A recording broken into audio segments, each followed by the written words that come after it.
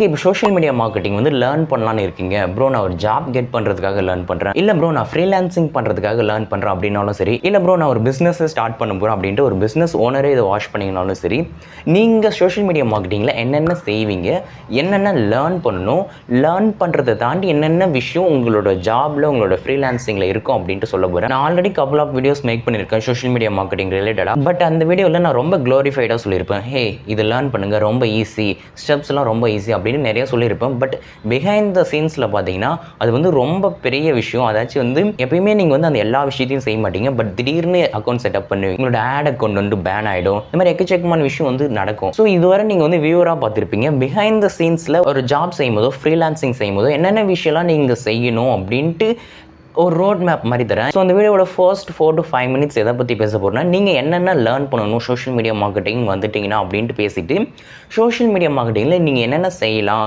உங்களோட பிஸ்னஸ்க்கும் சரி உங்களோட கரியருக்கும் சரி இன்னும் என்ன செய்யலாம், என்னோட எக்ஸ்பீரியன்ஸ் எல்லாத்தையும் ஷேர் பண்ணுறேன். இன்கேஸ் இந்த வீடியோ ரொம்ப லாங்காக போயிடுச்சுன்னா இந்த வீடியோவை கட் பண்ணி பார்ட் 2 வேணா கூட அப்லோட் பண்ணுறேன். இது வந்து சோஷியல் மீடியா மார்க்கெட்டிங் சீரிஸ் அப்படின்ட்டு ஒரு பிளேலிஸ்ட்டே வரப்போகுது. இதில் வந்து உங்களுக்கு சோஷியல் மீடியாவில் நீங்கள் என்னென்ன கற்றுக்கணுமோ அது எல்லாத்தையும் வந்து நான் ஒரு பிளேலிஸ்ட்டாக போடுறேன். ஈவன் காப்பி ரைட்டிங்லேருந்து ஈவன் கண்டென்ட் கிரியேஷன்லேருந்து எல்லாத்துக்குமே வந்து ஒரு பிளேலிஸ்ட்டாக போடுறேன். நீங்கள் இந்த சீரிஸை வாட்ச் பண்ணி கூட சோஷியல் மீடியா மார்க்கெட்டிங் கற்றுக்கலாம்.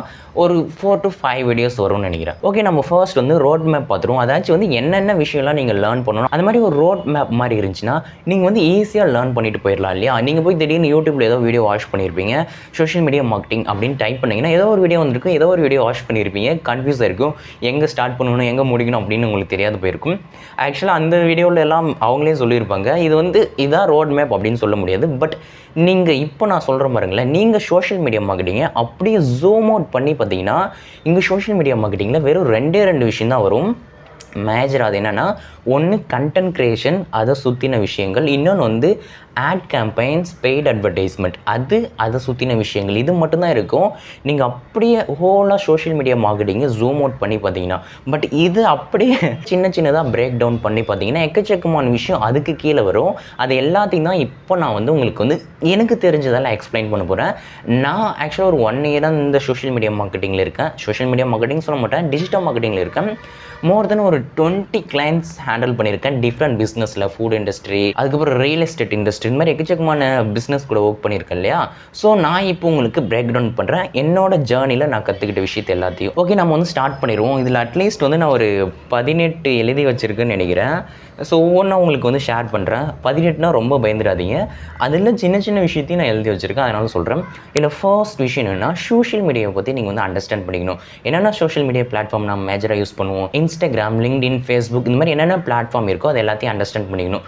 அதில் போய் எப்படி ஒரு போஸ்ட்டு கிரியேட் பண்ணுறது, எப்படி வந்து டெலீட் பண்ணுறது, அந்த போஸ்ட் வந்து எப்படி ஸ்கெடியூல் பண்ணுறது, இந்த சோஷியல் மீடியாவில் பேசிக்காக என்னென்ன இருக்குது அப்படின்ட்டு நீங்கள் அண்டர்ஸ்டாண்ட் பண்ணிக்கணும். இது வந்து ரொம்ப ஈஸி தான். இது உட்காந்து நீங்கள் ரொம்ப நேரம் லேர்ன் பண்ணணும் இல்லை, சும்மா ஒரு எக்ஸ்பெரிமெண்ட் மாதிரி தான். நீங்களே போய் ஒரு சோஷியல் மீடியா பேஜில் கண்டென்ட்டை போட்டு பாருங்கள், ஒரு பிஸ்னஸ் அக்கௌண்ட்டை கிரியேட் பண்ணி அதில் ஒரு கண்டென்ட்டை போட்டு பாருங்கள். ஈஸி தான். நீங்கள் ஒரு ஃபேஸ்புக் பேஜ் கிரியேட் பண்ணுறதோ, ஒரு இன்ஸ்டாகிராம் பேஜ் கிரியேட் பண்ணுறதோ, ஒரு பிஸ்னஸ்க்காக ஒரு இன்ஸ்டாகிராம் பேஜை கிரியேட் பண்ணுங்கள், லிங்க்டின் பேஜை கிரியேட் பண்ணுங்கள். லிங்க்டின்ல எப்படி ஒரு பேஜஸ் கிரியேட் பண்ணுறாங்க, ஒரு பர்சனல் அக்கௌண்ட் இருந்தால் தான் ஒரு பேஜ் கிரியேட் பண்ண முடியும்.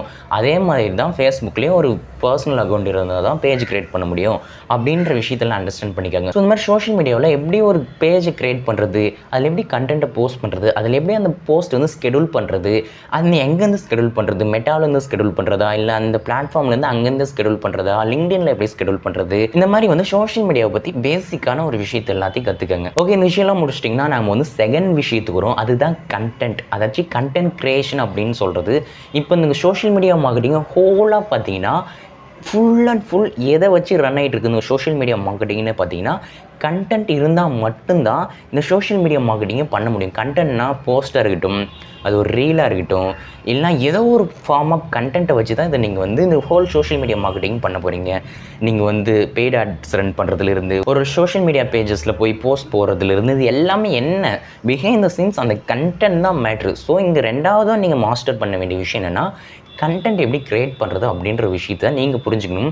நீங்கள் ஆல்ரெடி ஒரு பேஜ் கிரியேட் பண்ணியிருப்பீங்க இல்லையா, லிங்க்டின் பேஜோ, இன்ஸ்டாகிராம் பேஜோ, ஃபேஸ்புக் பேஜோ, இல்லை எல்லாமே இது எல்லாத்துலேயும் நீங்கள் டெஸ்ட் பண்ணுறதுக்காக ஏதோ ஒரு பிஸ்னஸை வந்து எடுத்துக்கோங்க. இப்போ வந்து ஒரு ஃபுட் இண்டஸ்ட்ரி பிஸ்னஸ் எடுத்துக்கோங்க, இல்லை ஒரு ஏசி ரிப்பேர் பண்ணுற பிஸ்னஸ் எடுத்துக்கோங்க, இல்லை வந்து ஒரு ரியல் எஸ்டேட் இண்டஸ்ட்ரி பிஸ்னஸ் எடுத்துக்கோங்க. ஏதோ ஒரு பிஸ்னஸை பேஸ் பண்ணி ஒரு பேஜ் வந்து செட்டப் பண்ணுங்கள். இல்லை ஏதோ ஒரு நார்மல் பேஜ் செட்டப் பண்ணி ஒரு பிஸ்னஸ்க்கு ஒரு கண்டென்ட் கிரியேட் பண்ணுங்கள். இங்கே கண்டென்ட் கிரியேட் பண்ணுறது மட்டும் இல்லை, இந்த மாதிரி கண்டென்ட் வந்து 1 மந்த்தில் 30 டேஸ் இருக்கு இல்லையா, 30 டேஸ்க்கு என்னென்ன போஸ்ட் போட போகிறோம் அப்படின்ட்டு வந்து நீங்கள் வந்து கண்டென்ட் கேலண்டர் கிரியேட் பண்ணணும் அப்படின்னு சொல்லுவாங்க. அதாச்சும் வந்து நான் 5ஆம் தேதி ஒரு ரீல் போட போகிறேன், 7ஆம் தேதி ஒரு போஸ்ட் போட போகிறேன், 10ஆம் தேதி வந்து ஏதோ ஃபெஸ்டிவல் போஸ்ட் போட போகிறேன்.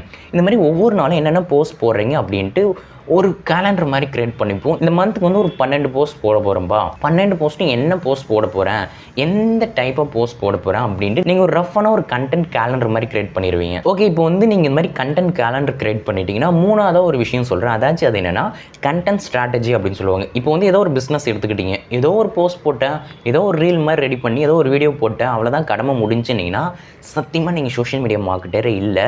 நீங்களே ஒரு பிஸ்னஸ் ஓனராக இருக்கீங்க, ஏதோ ஒரு கண்டென்ட் கிரியேட் பண்ணி போட்டு விட்டா ஓகே, கண்டென்ட் டெய்லியும் போட்டு விட்டா அது பாட்டுக்கு நம்மளுக்கு வந்து லீட்ஸ் வந்துகிட்டே இருக்கும் அப்படின்னு நினச்சிங்கன்னா அதுதான் ரொம்ப தப்பான விஷயம்.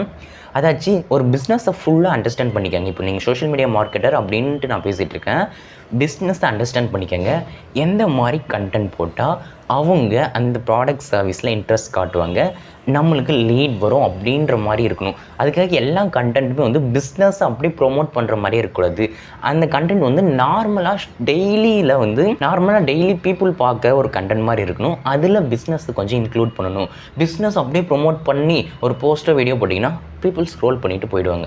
ஸோ ஒரு கண்டென்ட் ஸ்ட்ராட்டஜியை பில்ட் பண்ணணும். பிஸ்னஸ் அண்டர்ஸ்டாண்ட் பண்ணிக்கிறீங்க, ஆடியன்ஸை வந்து டார்கெட் பண்ணுறீங்க. இந்த ஆடியன்ஸ் 18 to 30 வயசு ஆடியன்ஸ்க்கு நான் ஒரு கண்டென்ட் கிரியேட் பண்ணுறேன், அவங்களுக்கு எந்த மாதிரி கண்டென்ட் கிரியேட் பண்ணால் ரீச் ஆகும் அப்படின்ட்டு ஆடியன்ஸ் டார்கெட் பண்ணுறீங்க, ஒரு ஸ்ட்ராட்டஜி பில்ட் பண்ணுறீங்க. இந்த மாதிரி கண்டென்ட் ஸ்ட்ராட்டஜி பில்ட் பண்ணுறீங்கன்னா அந்த பிஸ்னஸோட யூஎஸ்பி என்ன.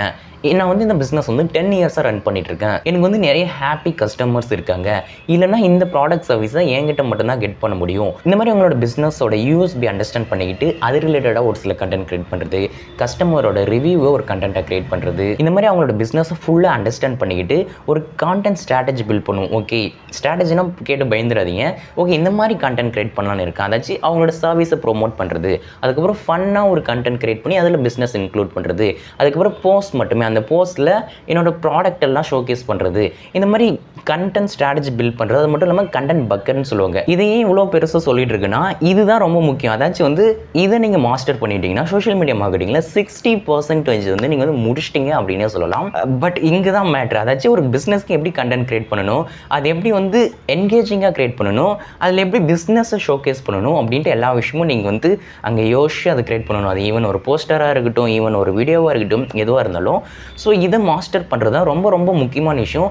Whole social media marketing falls under this content only. Okay, so நம்ம வந்து நெக்ஸ்ட் விஷயத்தை பார்ப்போம். அதுக்கு முன்னாடி சிம்பிளாக சொல்லணும்னா இவங்க தான் கஸ்டமர், இவங்களோட கஸ்டமர் அவதார் இது தான், இவங்களோட இன்ட்ரெஸ்ட் இது தான், இவங்களோட பெயின் பாயிண்ட் இது தான், இவங்களுக்கு இதை காட்டினா இன்ட்ரெஸ்டிங்காக இருக்கும்.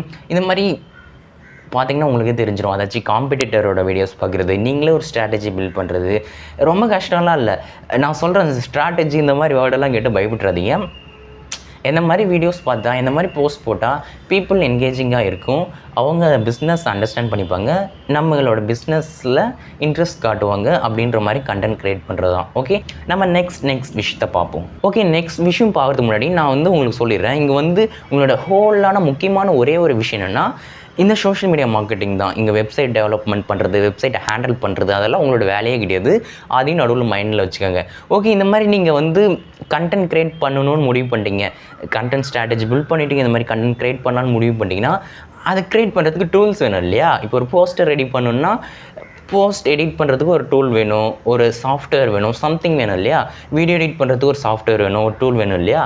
இதெல்லாம் என்ன பண்ணுறதுன்னா எனக்கு தெரிஞ்சு இன்றைக்கி தேதியில் இருக்கிற ஒரு 80% ஆஃப் ஸ்மால் பிஸ்னஸஸ்லாம் என்ன பண்ணுறாங்கன்னா அவங்களுக்கு இருக்கிற ஒரே ஒரு தெய்வம் ஃபோட்டோ எடிட் பண்ணுறதுக்கும் சம் கேசஸில் வீடியோ எடிட் பண்ணுறதுக்கும் கேன்வா மட்டும்தான். போவாங்க, கேன்வா சப்ஸ்கிரிப்ஷனை வாங்கிடுவாங்க, மந்த்லி 100 சம்திங் எவ்வளோன்னு எனக்கு தெரில, நான் கேன்வா ப்ரீமியம் எல்லாம் இல்லை. இந்த மாதிரி கேன்வா சப்ஸ்கிரிப்ஷன் வாங்கிடுவாங்க, அவங்களே கண்டென்ட்டை க்ரியேட் பண்ணுவாங்க, அவங்களே போஸ்ட் பண்ணுவாங்க.